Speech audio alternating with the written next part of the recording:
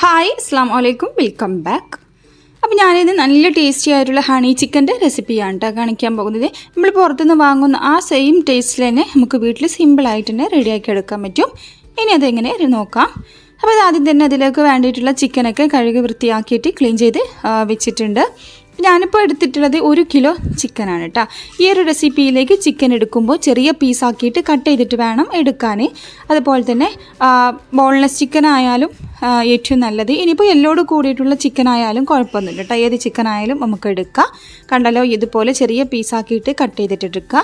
എന്നിട്ട് അതിൻ്റെ വെള്ളമൊക്കെ കഴുകിയിട്ട് വെള്ളമൊക്കെ വാർത്തിട്ട് ബൗളിലേക്ക് മാറ്റി കൊടുത്താണ്. ഇനി നമുക്കിത് ചെറിയൊരു മാരിനേഷൻ കൊടുത്തിട്ടൊന്ന് ഫ്രൈ ആക്കി എടുക്കാനുണ്ട്. അപ്പോൾ ആ ചിക്കനിലേക്ക് ആവശ്യത്തിനുള്ള ഉപ്പ് ചേർത്ത് കൊടുത്തിട്ടുണ്ട്. അതിൻ്റെ കൂടെ തന്നെ 1 ടീസ്പൂണോളം കുരുമുളക് പൊടിയും കൂടെ ചേർത്ത് കൊടുക്കുന്നുണ്ട്. അപ്പോൾ കുരുമുളക് പൊടി എരിവിനനുസരിച്ച് ചേർത്ത് കൊടുക്കുക. ഇനിയിപ്പോൾ 1 ടേബിൾ സ്പൂൺ നിറയെ ഇഞ്ചി വെളുത്തുള്ളി പേസ്റ്റ് ആക്കിയതാണ് ഇട്ട് കൊടുത്തിട്ടുണ്ട്. പിന്നെ ഇപ്പോൾ മെയിനായിട്ട് വേണ്ടത് നമുക്ക് കോൺഫ്ലോറും കോഴിമുട്ടയാണ് കേട്ടോ. അപ്പോൾ ഞാനിപ്പോൾ 1 കപ്പ് നിറയെ കോൺഫ്ലോറും 1 കോഴിമുട്ടയും കൂടെ പൊട്ടിച്ചൊഴിച്ച് കൊടുത്തിട്ടുണ്ടായിരുന്നു. അപ്പോൾ വീഡിയോയിൽ പെട്ടിട്ടില്ല, ഞാനിപ്പോൾ എഡിറ്റ് ചെയ്യുന്ന സമയത്താണ് കേട്ടോ അത് ശ്രദ്ധിച്ചത്. അപ്പോൾ നിങ്ങൾ 1 കിലോ ചിക്കൻ വെച്ചിട്ട് ചെയ്തെടുക്കുകയാണെങ്കിൽ 1 കപ്പ് നിറയെ കോൺഫ്ലോറും ഒരു വലിയ സൈസിലുള്ള ഒരു കോഴിമുട്ടയും കൂടെ ഇതിലേക്ക് പൊട്ടിച്ചൊഴിച്ച് കൊടുക്കാം. ഇനി ഇതിലേക്ക് 1.5 ടീസ്പൂണോളം സോയാ സോസും കൂടെ ഒഴിച്ച് കൊടുക്കാം. ഇനി ഇത് നല്ലതുപോലെ തന്നെ കൈ വെച്ചിട്ട് നമുക്ക് കുഴച്ചെടുക്കാം. അപ്പോൾ ഈ ഒരു കറക്റ്റായിട്ടുള്ള മെഷർമെൻറ്റിലും കറക്റ്റായിട്ടുള്ള ഇൻഗ്രീഡിയൻസും നല്ലൊരു മാരിനേഷൻ ആണ് ഇത്. ഈ ഒരു രീതിയിൽ തന്നെ ചെയ്തെടുക്കുക. അതുപോലെ തന്നെ ഇത് മിക്സ് ആക്കിയിട്ട് നമുക്ക് ടൈം ഉണ്ടെങ്കിൽ ഒരു അരമണിക്കൂറൊക്കെ ഫ്രിഡ്ജിലേക്ക് ഒന്ന് മാറ്റി വെക്കുന്നത് നല്ലതായിരിക്കും. അപ്പോൾ കുരുമുളക് പൊടി ആദ്യം പറഞ്ഞ പോലെ തന്നെ എരിവിനനുസരിച്ച് ഇട്ട് കൊടുക്കുക. ഇനിയിപ്പോൾ വീട്ടിലേക്ക് ഉണക്കി പൊടിച്ചിട്ടുള്ള കുരുമുളക് പൊടിയാണെങ്കിൽ നല്ല എരിവുണ്ടാവുമല്ലോ. അതുപോലെ നല്ല എരിവുള്ള കുരുമുളക് പൊടിയാണെങ്കിൽ 1/2 ടീസ്പൂണൊക്കെ ഇട്ടാൽ മതിയാവും. അപ്പോൾ ടൈം ഉണ്ടെങ്കിൽ നമുക്ക് ഒരു അരമണിക്കൂർ ഫ്രിഡ്ജിലേക്ക് മാറ്റി വെക്കാം. ഇനിയിപ്പോൾ നമുക്ക് ചിക്കൻ ഒന്ന് ഫ്രൈ ആക്കി എടുക്കാനുണ്ട്. അപ്പോൾ ഒരു പാനിലേക്ക് കുറച്ച് ഓയിൽ, ഞാനിപ്പോൾ എടുത്തിട്ടുള്ള സൺഫ്ലവർ ഓയിലാണ് ഒഴിച്ച് കൊടുത്തിട്ടുണ്ട്. ഇനിയിപ്പോൾ ഡീപ് ഫ്രൈ ചെയ്തിട്ട് കൂടുതൽ തന്നെ ഓയിൽ ഒഴിച്ചിട്ട് ഡീപ് ഫ്രൈ ചെയ്തെടുക്കേണ്ട ആവശ്യമൊന്നുമില്ല കേട്ടോ. അതുപോലെ കുറച്ച് ഓയിൽ ഒഴിച്ച് കൊടുത്തിട്ട് ഈ ഒരു രീതിയിൽ പാനിൽ നമുക്ക് മുഴുവനായിട്ട് തന്നെ ചേർത്ത് കൊടുത്തിട്ട് ഫ്രൈ ആക്കി എടുത്താൽ മതി. ഉണ്ടല്ലോ, ഇതുപോലെ മുഴുവനായിട്ട് തന്നെ നിരത്തി വെച്ച് കൊടുക്കാം. ഇനി മീഡിയം ഫ്ലെയിമിലിട്ടിട്ട് 2 ഭാഗം നമുക്ക് മുരിഞ്ഞ് വരുന്നത് വരെ വേവിച്ചെടുക്കാം. ചെറിയ പീസാക്കി കട്ട് ചെയ്തതുകൊണ്ട് തന്നെ പെട്ടെന്ന് തന്നെ വെന്ത് കിട്ടും കേട്ടോ. അപ്പോൾ ഒരു ഭാഗം ഒന്ന് റെഡിയായി കഴിഞ്ഞപ്പോൾ ഒന്ന് തിരിച്ചിട്ട് കൊടുക്കുന്നുണ്ട്.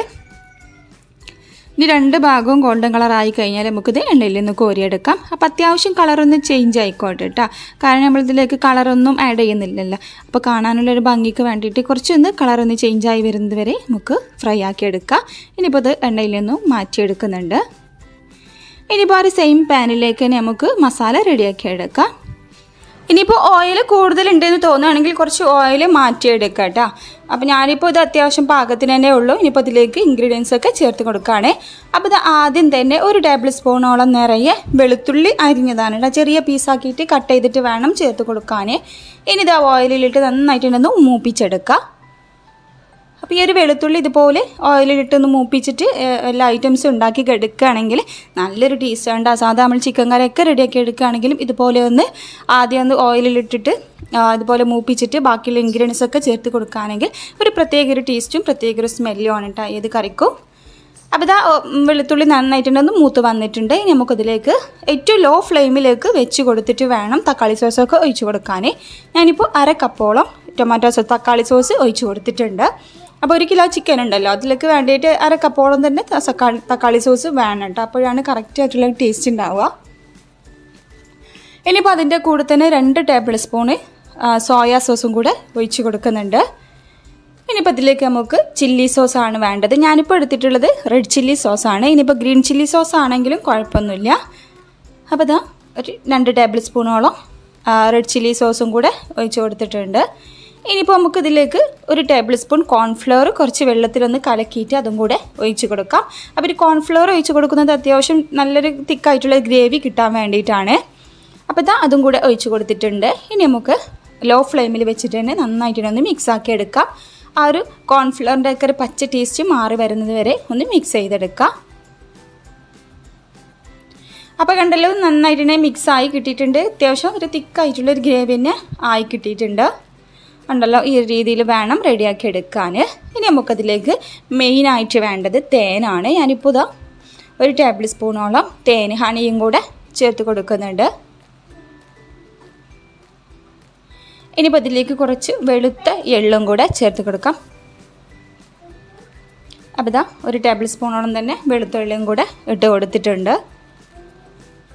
ഇനി ഇതും കൂടെ ഇട്ട് കൊടുത്തിട്ട് നന്നായിട്ട് ഒന്ന് മിക്സ് ആക്കി എടുക്കാം. അപ്പോൾ ഇത്രയേ ഉള്ളൂ കേട്ടോ. അപ്പം ഇനിയിപ്പോൾ എരിവൊക്കെ കുറവുണ്ടെന്ന് തോന്നുകയാണെങ്കിൽ കുറച്ചുകൂടി ചില്ലി സോസ് ഒഴിച്ച് കൊടുക്കാം. അപ്പോൾ ഇത്രയേ ഉള്ളത് ഇവിടെ റെഡി ആയിട്ടുണ്ട്. നമുക്കതിലേക്ക് ഫ്രൈ ചെയ്ത് മാറ്റി വെച്ചിട്ടുള്ള ചിക്കൻ ചേർത്ത് കൊടുക്കാം. ഇനിയത് മുഴുവനായിട്ട് തന്നെ ഒന്ന് മിക്സ് ആക്കി എടുക്കാം. കണ്ടല്ലോ, നല്ല തിക്കായിട്ടുള്ള ഗ്രേവിയിൽ തന്നെ നമുക്കിത് റെഡിയാക്കി എടുക്കാൻ പറ്റിയിട്ടുണ്ട്. ശരിക്കും പറഞ്ഞാൽ നല്ലൊരു സ്മെല്ലാണ് കേട്ടോ ഈ ഒരു ടൈമിലൊക്കെ വരിക. ഇപ്പോൾ കാണാനായാലും നല്ലൊരു ഭംഗിയാണ്, നല്ലൊരു ചുവപ്പ് കളറിൽ തന്നെയാണ് ഇത് ഉണ്ടാവുക. ഞാനിപ്പോൾ ഫോണിൻ്റെ ക്യാമറ അത്ര ക്ലിയർ ആയിട്ട് കിട്ടിയിട്ടില്ല, അതുകൊണ്ടാണ് ഈ ഒരു കളറ്. അപ്പോൾ കണ്ടല്ലോ, ഇതിവിടെ റെഡി ആയിട്ടുണ്ട്. ഇനിയിപ്പോൾ ഇത് ഓവർ ടൈമൊന്നും വെക്കേണ്ട ആവശ്യമൊന്നുമില്ല. ഒന്ന് മിക്സാക്കി എടുത്തിട്ട് ഫ്ലെയിം ഓഫ് ആക്കിയിട്ട് നമുക്ക് മാറ്റി വെക്കാം. അപ്പോൾ ഇത്രേ പണിയുള്ളൂ. കണ്ടല്ലോ, നല്ല ക്രീമി ആയിട്ട് നല്ല തിക്കായിട്ടുള്ള ഒരു ഗ്രേവി ആയിട്ടുണ്ട് ഈ ഒരു സംഭവം റെഡിയാക്കി എടുക്കാൻ പറ്റും. അപ്പോൾ ഇത്രേ പണിയുള്ളൂ, സിമ്പിളായിട്ട് തന്നെ ചെയ്തെടുക്കാൻ പറ്റും. ഇനി നമുക്കതൊരു സേവിങ് പ്ലേറ്റിലേക്ക് മാറ്റിയെടുക്കാം. അപ്പോൾ ആ പ്ലേറ്റിലേക്ക് മാറ്റിയെടുക്കുന്നുണ്ട്. ഇതിൽ പൊറാട്ടയുടെ ചപ്പാത്തിയുടെ ഒക്കെ കൂടെ നല്ല കോമ്പിനേഷനാണ്, നല്ല ടേസ്റ്റാണ്. ചെറിയൊരു മധുരവും ഒരു എരിവും ഒക്കെ കൂടിയിട്ടുള്ള നല്ല അടിപൊളിയായിട്ടുള്ളൊരു ഡിഷ് തന്നെയാണ്. കാണുമ്പോൾ തന്നെ മനസ്സിലാവുന്നുണ്ടാവും നല്ലൊരു ക്രീം പരുവത്തിലായിട്ടാണ് ഇത് ചിക്കൻ ഉണ്ടാവുക. ഇനി നമുക്ക് ജസ്റ്റ് ഒന്ന് ഗാർണിഷ് ചെയ്തെടുക്കാം. അപ്പം ഇതിൻ്റെ മുകളിലൊക്കെ ആയിട്ട് കുറച്ച് തേനൊന്ന് ഒഴിച്ച് കൊടുക്കാം. 1 ടീസ്പൂണോളം തേൻ ഒഴിച്ച് കൊടുക്കുന്നുണ്ട്. അതിൻ്റെ കൂടെ തന്നെ 1 ടേബിൾ സ്പൂണോളം വെളുത്ത എള്ളുണ്ടല്ലോ അതും കൂടെ ഇട്ട് കൊടുക്കുകയാണ്. അപ്പോൾ ഇത്രയേ ഉള്ളൂ കേട്ടോ. നല്ല ടേസ്റ്റാണ്. ചൂടോട് കൂടെ തന്നെ കഴിക്കുകയാണെങ്കിൽ അടിപൊളി ടേസ്റ്റാണ് കേട്ടോ.